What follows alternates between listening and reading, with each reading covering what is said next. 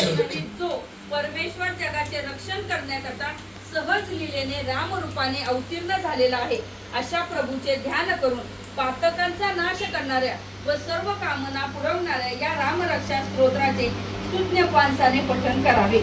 सुविख्यात रघुराजाच्या वंशात जन्मलेला राम माझ्या मस्तकाचे रक्षण करो. मस्तक म्हणजे काय? आपलं डोकं. आपल्या शरीराचं रक्षण कसं होतं ते त्याच आहे. दशरथ राजाचा पुत्र. रामाच्या वडिलांचं नाव काय होतं? दशरथ. आणि आईचं नाव काय होतं? कौसल्या. दशरथ राजाचा पुत्र राम माझ्या कपाळाचे रक्षण करो. कौसल्या राणीचा पुत्र राम माझ्या दोन्ही डोळ्यांचे रक्षण करो. विश्वामित्र ऋषींचा शिष्य. रामाचे गुरु कोण होते? विश्वामित्र. त्यांचा हा राम आवडता शिष्य. राम माझ्या दोन्ही कानांचे रक्षण करो. यज्ञाचे रक्षण करणारा राम माझ्या नाकाचे रक्षण करो. बंधू म्हणजे कोण? भाऊ. बंधू लक्ष्मणावर प्रेम करणारा राम माझ्या मुखाचे रक्षण